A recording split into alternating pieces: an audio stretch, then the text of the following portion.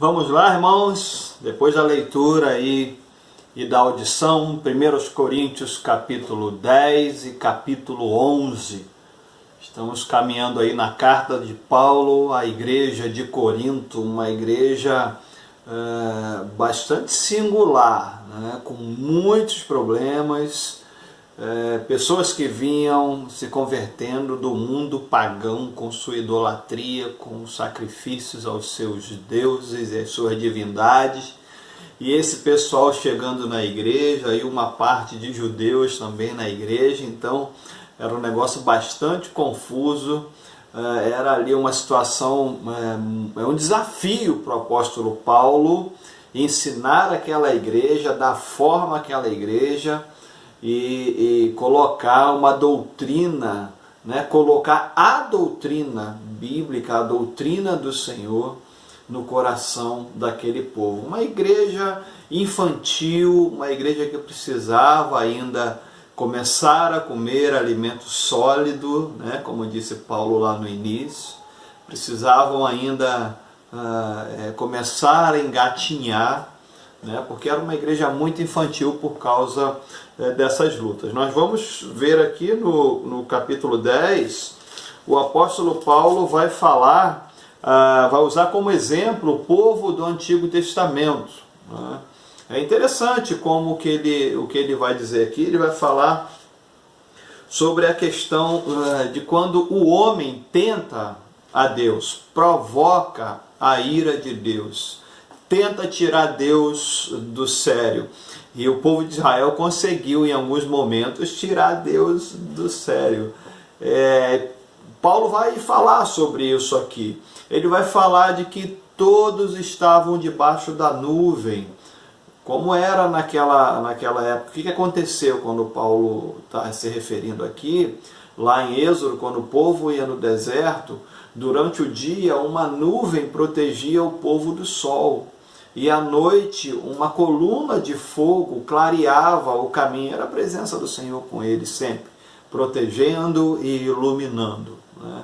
Para que o povo caminhasse, para que o povo andasse de dia e de noite. E aí Paulo vai dizer aqui que todo mundo estava debaixo, protegido daquela nuvem, iluminado por aquela luz, para que todo o povo pudesse caminhar. Paulo vai falar aqui também que todos eles beberam da água que saiu da rocha. Aqui lembra, o Velho Testamento aponta para algo maior no Novo Testamento, né? E o povo aqui bebeu água da rocha. Moisés tirou água da rocha. Na verdade não foi Moisés, né? Na verdade foi Deus, através de Moisés. E a água que sai da rocha no Novo Testamento é a água da vida que sai da rocha, que é Cristo, da nossa rocha inabalável. Então todo mundo debaixo da nuvem, iluminado pela coluna de fogo, todo mundo bebeu da água, matou a sede, todo mundo comeu do maná, né? Deus não deixou o povo, Paulo vai dizer aqui, Deus não deixou o povo passar fome nem passar sede naquela caminhada pelo deserto. O problema aqui é que Paulo vai falar é que nem todos eles agradaram a Deus. Uma grande parte do povo murmurava, uma grande parte do povo era pesada para Moisés, um povo que reclamava. E Deus fala para Moisés: diga ao povo que marche, para de reclamar e vai andar. Isso vale muito para nós como igreja, né? Não sermos crentes que reclamam. Não podemos reclamar, não devemos reclamar, porque isso é tentar a Deus. Nós devemos marchar, devemos obedecer, fazer aquilo que o Senhor mandou. Então Moisés vai dizer aqui que nem todo mundo agradou ao Senhor. Muitos reclamavam ali, muitos murmuravam. Mas sempre tinha aquilo que a Bíblia chama de remanescente. Sempre tem, ao longo de toda a história, sempre tem uma parte que não se contamina. Muitos, não eram poucos, né? Mas a gente já pode lembrar da família de Josué, da família de Caleb, né? Quando o povo foi lá espiar a terra para ver como era, né? Você pode ver isso lá no Antigo Testamento, mas uma parte do povo, uma grande parte do povo, uma multidão, não agradou a Deus com com o seu comportamento, né? Com o seu testemunho de fé. Uma parte era fiel ao Senhor. E aí no versículo 6, o apóstolo Paulo vai falar assim: essas coisas foram nos feitas em figura, para que não cobicemos as coisas mais como eles cobiçaram. Essas coisas servem para nós como aviso. Eu acho que eu falei isso na semana passada, que a experiência das personagens bíblicas, elas servem para nos ajudar na nossa caminhada. Então, quem praticou idolatria, Deus agiu de uma forma, nós devemos aprender com essa experiência. Quem se envolveu com feitiçaria, Deus também agiu de uma forma, precisamos aprender. Quem desonrou pai e mãe, nós devemos aprender. Pais que foram negligentes com os filhos, nós devemos aprender. Aqueles que adulteraram, nós devemos aprender. Aqueles que obedeceram, aqueles que desobedeceram, tudo que está relatado na Bíblia serve para nos ajudar na caminhada, para nos ensinar e para que a gente não cometa os mesmos erros que aqueles homens e mulheres cometeram no Antigo Testamento, bem como as virtudes também. É claro, às vezes que eles acertaram, é para nós imitarmos também, fazermos como eles e andarmos naquele caminho que eles andaram. Eles acertaram, homens e mulheres tementes ao Senhor. Então o que Paulo vai dizer aqui no verso 6 não façam o mesmo. E o que Paulo está falando aqui? Ele vai discorrer depois o que eles fizeram para que a vida deles fosse assim um peso para o Senhor, para que eles desagradassem ao Senhor. Paulo vai falar vai trazer um relato histórico aqui. Ele vai falar sobre o bezerro de ouro. Quando Moisés estava lá no monte, demorava a vir, o povo achou que Moisés havia morrido e fala com o sacerdote Arão: faz um bezerro de ouro para a gente. E Arão acaba cedendo, um sacerdote fraco também, e o povo ali faz um bezerro de ouro e se prostra diante daquele Deus, e depois ele disse aqui, vai comer, vai beber e vai folgar. Fazia parte daquela cerimônia de culto àquele bezerro, e a idolatria, a adoração aos ídolos é algo assim extremamente abominável ao Senhor, né? É algo que incomoda muito ao Senhor. Paulo vai falar também da prostituição, quando o povo lá se prostituiu com as mulheres de Moabe, que eles não deveriam pegar mulheres ou casar-se com mulheres de outros povos, nem as mulheres casarem com homens de outras nações, para que eles não fossem corrompidos à idolatria. E Israel faz exatamente isso. Começa a criar um relacionamento com as mulheres de Moabe, com as moabitas, que levam eles ao adultério. Moisés fala: não façam isso. Moisés também Paulo diz também: não façam isso. Paulo vai falar também da murmuração. Parem de murmurar, parem de tentar ao Senhor. O que Paulo vai ensinar aqui? Que a gente vai ver lá. Eles duvidaram da presença do Senhor. Quando tiveram fome, quando tiveram sede, eles acharam que Deus não estava mais presente. Esse é um perigo para nós, é um alerta para nós. Quando a gente vive um momento de dificuldade, a gente duvida da presença do Senhor, duvida da palavra do Senhor. Jesus disse: eis que estou convosco em alguns momentos, nos momentos bons da vida de vocês. Não, Jesus disse que eu estou convosco todos os dias. Nos dias bons o Senhor está com a gente, nos dias ruins o Senhor também está com a gente, né? Eu vou postar aqui um vídeo que eu adoro muito, que eu adoro, né? Estamos falando de idolatria aqui. Um vídeo que eu gosto muito, que traz Jesus assim para o dia a dia. né? Eu acho muito bacana Jesus ajudando o lixeiro nesse vídeo. Eu vou postar aqui para você ver, né? A presença, ele está falando da presença de Jesus no nosso dia a dia. Você vai ver Jesus presente na vida de gente que está passando luta, na vida da gente que está vivendo tempo bom, casamento, nascimento de filho, gente que perdeu alguém no hospital também, quando ele está ali para consolar. Então o Senhor está presente com você em todos os momentos. Duvidar disso é pecado. Então toda vez que você duvidar que é uma coisa nossa, faz parte, né? A gente às vezes duvida. Primeiro, peça perdão ao Senhor. Em segundo lugar, peça para o Senhor te dar um coração fervoroso, confiante, sabendo que Ele está contigo nesse momento. Então, esses eram os erros do povo de Israel, e era isso que desagradava muito o Senhor. E Deus então puniu aquele povo, os desobedientes, os que duvidaram, os idólatras, os que se envolveram em prostituição, morreram no deserto, ninguém entrou na terra prometida, ficou todo mundo pelo caminho, somente a família de Josué, de Caleb, né, esses que não se contaminaram, somente esses entraram na terra prometida. E é claro, as crianças, né, que cresceram ao longo do caminho, né, foram 40 anos de deserto. Então as crianças que saíram do Egito, que foram crescendo no deserto, esses entraram, mas os pais deles não entraram. E aí, passando essa parte, Paulo vai dar uma recomendação muito séria. Aquele que cuida está de pé, aquele que está firme, aquele que tem fé, cuidado para não cair. E é assim, é sempre assim que deve ser. Quando você se sentir forte, quando você achar que teu relacionamento está bem com o Senhor, é para você ter uma vigilância redobrada, muito mais de quando a gente está caído.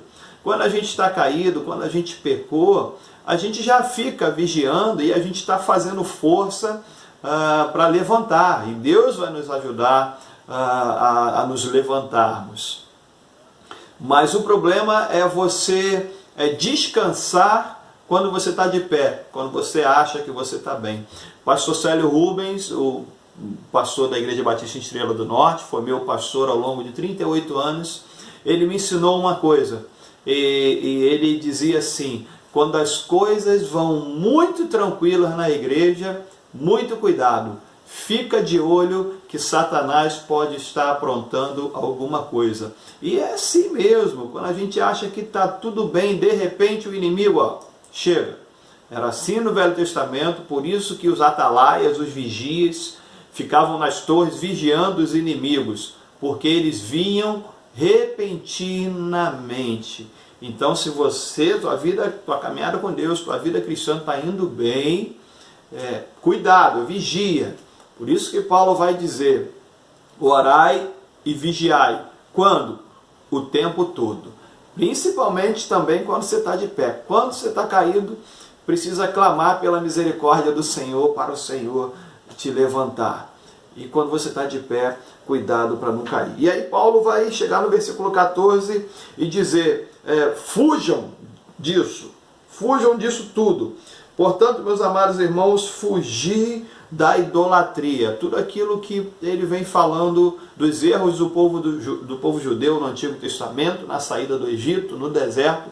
Não façam absolutamente nada como eles fizeram, para que Deus também não nos rejeite. Também essa caminhada com o Senhor é um negócio muito sério.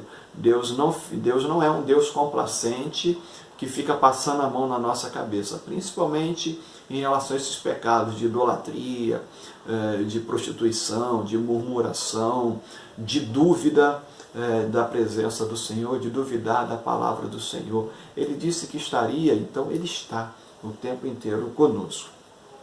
E aí, a partir do verso 20, né, ele vai entrar na questão dos sacrifícios, que era comum naqueles dias lá da igreja de Corinto.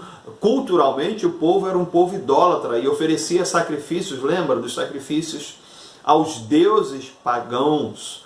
E aí Paulo vai também relembrar que ele já havia falado isso, e ele vai falar uma coisa muito interessante aqui que ele não havia falado lá atrás, que o sacrifício que aquele povo estava oferecendo, quem recebia aqueles sacrifícios eram os demônios. Porque não existem outros deuses. Não é que nosso Deus é o Deus mais forte. Não existem outros. Falsos deuses não existem. Né? São deuses que não existem. Então, quando eles ofereciam sacrifício aos seus deuses, na verdade, quem recebia aquela adoração eram os demônios. Os demônios ficavam por trás daqueles ídolos recebendo aquela adoração. Uma palavra muito contundente para Paulo, ali para aquela igreja, né? Que o pessoal lembra, o pessoal que oferecia esse sacrifício lá aos seus deuses e consequentemente aos demônios, essa galera estava vindo para a igreja e precisava ter entendimento a respeito daqueles cultos que eles estavam realizando. Do verso 22 até o 33, Paulo vai falar a respeito, vai relembrar aquela questão do amor ao próximo, do amor ao mais fraco, né, a respeito da comunhão, a respeito se aquilo vai escandalizar o teu irmão, não faça isso.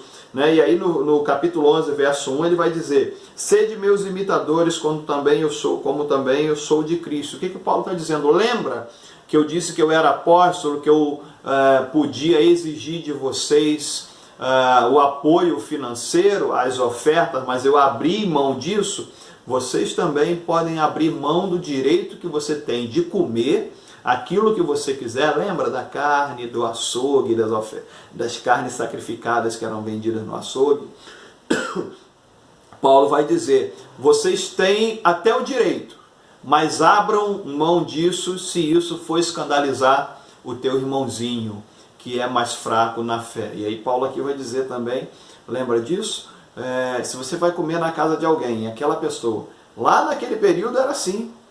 Se você fosse comer na casa de alguém, muito provavelmente aquela carne era sacrificada ao ídolo. Ainda que você suspeitasse disso, o que você deveria fazer? Foi convidado para um churrasco? Não pergunta nada.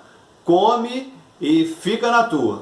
Mas se a pessoa falar para você: olha, essa carne foi oferecida ao ídolo tal, não coma, por causa da tua consciência e para não causar escândalo também para aquele que te convidou.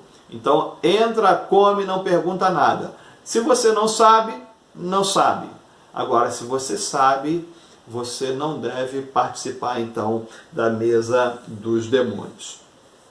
E aí Paulo vai entrar no capítulo 11 falando sobre a igreja ser imitadora dele, como ele era um imitador de Cristo. Cristo sempre é a nossa referência, né? Nós somos imitadores de Paulo enquanto Paulo imita Cristo. Você imita alguém na igreja, você segue alguém na igreja, você vê o pastor como referência, mas enquanto o pastor for um imitador de Cristo. Você não é um imitador do pastor para você ser ter como referência o pastor, mas você obedece ao pastor enquanto o pastor traz a palavra de Cristo, enquanto ele mesmo é obediente a Cristo. Se o pastor estiver andando fora da linha, esquece, essa referência sempre será a Cristo. No versículo 13, no versículo 2, Paulo vai falar a respeito do véu. Também ele vai falar para os coríntios: vocês julguem a cultura de vocês. Nós temos a liberdade de julgar a cultura. Como que nós fazemos isso? Se nós vivemos numa cultura em que aquele hábito cultural não ofende a Deus, não causa escândalo a Deus, você pode julgar. Se participar, não lembra que eu falei há poucos dias atrás, quando as pessoas me perguntam se podem beber cerveja? Pode, você pode, lembra que eu falei? Você pode beber cerveja, pode beber vinho, pode beber cachaça, pode beber querosene, você pode beber gasolina, você pode beber o que você quiser. Mas, por exemplo, existem países que as pessoas bebem cerveja e isso não é nenhum problema. O pastor bebe cerveja, o diácono bebe cerveja. Lá naquele país não tem problema algum. Mas aqui no Brasil, culturalmente, na nossa cultura, a gente vê que não é bom o crente beber cerveja. Por que isso? Por causa do testemunho para aqueles que estão de fora. Então Paulo vai dizer que julguem vocês essa questão da cultura aí. Né? Ele está falando a respeito do véu, porque o homem não usava véu, a mulher usava véu. Então, como a cultura falava a respeito disso, que era escandaloso o homem usar véu e a mulher não usar véu, eles deveriam seguir, é claro, a cultura, desde que aquela cultura não fosse contrária à palavra de Deus, porque usar véu e não usar véu, dentro da palavra do Senhor, não faz diferença alguma. Mas para aquela cultura naquela época tinha todo um valor essa questão. E aí ele vai falar, ele vai colocar Deus, né, o homem e a mulher. A gente corre o risco de pensar nisso como superioridade do homem sobre a mulher. Às vezes usamos o texto de Pedro também para dizer, quando as mulheres estão submissas aos seus maridos, a gente pensa com a cabeça ocidental, com a cabeça da nossa cultura aqui, de que obedecer e ser submisso e liderar é mandar, quando na verdade não é. O homem é líder da casa, sim, mas não no contexto de que é ele que manda. Não, é porque o entendimento de liderança secular do mundo, que normalmente a gente pensa, é completamente diferente da liderança bíblica. Na liderança bíblica, e a nossa referência é Jesus, o líder, ele serve. Então, quando ele fala que o homem é a cabeça da mulher, muito mais do que uma hierarquia, de que o homem manda na mulher, não. O homem deve servir a mulher como Cristo serviu a sua igreja. O próprio Jesus, ele não veio para ser servido, ele veio para servir. Se Jesus, que é Jesus, fez isso, como é que eu posso exigir que minha mulher me sirva? Mas é claro que por um relacionamento saudável, um deve servir ao outro. E a partir do versículo 11, ele vai dizer que todo mundo é igual. Homem e mulher são iguais perante o Senhor. Todos vieram de Deus, todos somos filhos de Deus, não há diferença. Então o homem protege a mulher, é o homem que cuida da mulher, o homem que serve a mulher. Tá bom, irmão? Então o teu esposo deve te servir. Gostou disso, né? Mas você também deve servir ao teu esposo. Amém? E a partir do verso 13, ele termina essa questão aí de poder julgar a cultura. E aí a partir do verso 16, ele vai falar sobre contenda e entrar na questão da ceia. Ele vai falar que a igreja não há contenda. O importante é que não haja contenda. O importante é que haja comunhão. E aí do 17 ao 34 ele vai falar sobre isso, sobre a ceia do Senhor, né? A ceia deles naquela época, da igreja naquele período, era um jantar. Não era como a gente faz hoje, num pedacinho de pão e um cálice de vinho. Não, era um jantar farto. E o que estava acontecendo aqui? Você leu, os ricos levavam aquele banquete enorme, faziam a sua panelinha, comiam demais, bebiam demais, e o irmão humilde não tinha o que comer e passava fome. Paulo vai dizer o quê? Comam em casa, e quando chegar na igreja, vocês tenham comunhão uns com os outros. Não há divisão social na igreja, não há rico nem pobre na igreja, não há homem nem mulher na igreja, todos nós somos iguais. Efésios capítulo 2, o próprio apóstolo Paulo vai dizer, no versículo 14, que a parede que dividia as pessoas, ela caiu, ela foi derrubada. Por quem? Por Cristo, que é a nossa paz, Cristo que nos reconcilia uns com os outros. Então a ceia do Senhor era o ponto mais alto da comunhão da igreja com Cristo, da igreja ser participante do sacrifício de Cristo e da comunhão uns com os outros. O importante é não ter contenda, o importante é que nós tenhamos comunhão. Amém, querido? Muita coisa boa que o apóstolo Paulo nos ensina aqui, poderíamos levar mais tempo, né? Mas que o Senhor nos abençoe e o Senhor nos ajude a fugir das coisas que não agradam a Deus e nos ajude a sermos obedientes à sua palavra e a termos comunhão uns com os outros, na igreja, dentro de casa, homem, mulher e filhos. Amém? Deus te abençoe, querido, e até o capítulo 12, se o Senhor assim nos permitir. Fiquem com Deus.